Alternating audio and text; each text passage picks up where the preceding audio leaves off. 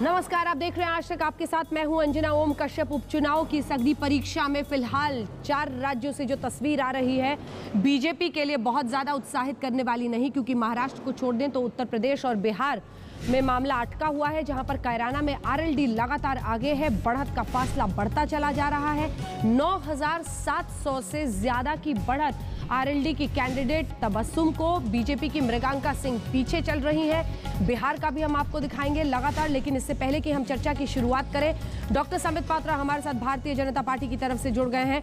तमाम अन्य मेहमान भी हमारे साथ लगातार बने हुए हैं, एक्सपर्ट्स हैं, हमारे तमाम सहयोगी अलग अलग जगहों से हैं। 8वें दौर की गिनती नूरपुर में हो गई है और बिहार के जोकीहाट में अब पलट गया है मामला। जो एक वक्त पर जेडीयू की तरफ था मामला, वो भी पलट रहा है और उसके बदले तस्वीर ऐसी बन रही है जिसमें दोनों सीटों पर जेएमएम आगे है झारखंड में, तो बिहार में भी जेडीयू को जो बढ़त थी वो अब फिसलती नजर आ रही है। तो ये है तस्वीर बिहार, यूपी की।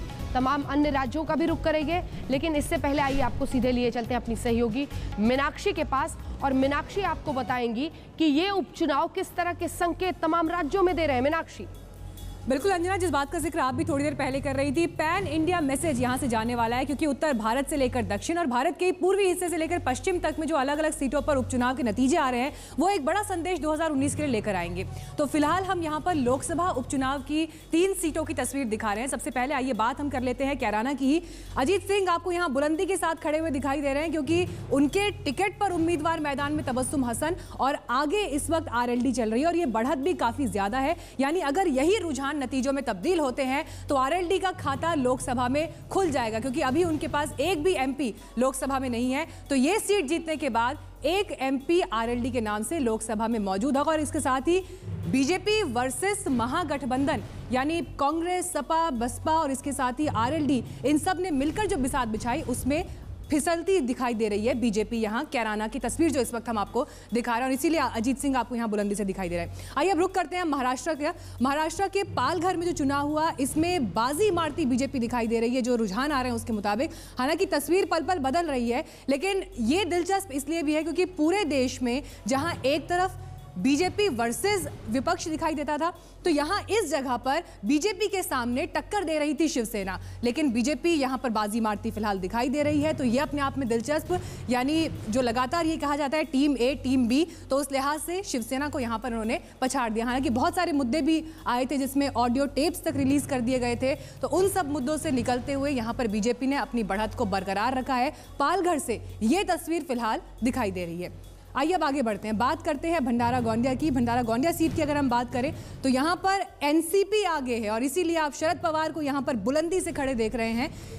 और इस जगह पर बीजेपी पिछड़ती हुई दिखाई दे रही है, क्योंकि मुकाबला यहाँ पर सीधे सीधे बीजेपी और एनसीपी के बीच था। तो फिलहाल लोकसभा की इन 3 सीटों की तस्वीर ये है, लेकिन जल्द ही विधानसभा की सीटों की तस्वीर भी अपने दर्शकों के लिए हम आगे लेकर आएंगे। अंजना।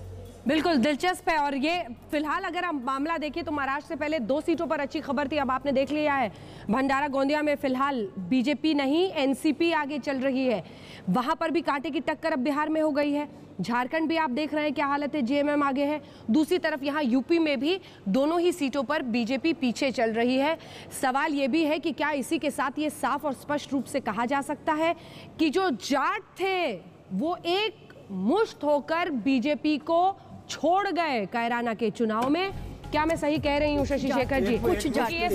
कुछ जाटों ने बीजेपी को एक मुश्त होकर कहना थोड़ा ज्यादती होगी, लेकिन ये सच है कि अब तक का ट्रेंड बताता है कि जब भी अजीत सिंह हार जाते हैं तो लोगों को ये लगता है चौधरी चरण सिंह की विरासत खत्म हो जाएगी, और जाटों के मन में उनके प्रति एक सहानुभूति का ज्वार पैदा हो जाता है।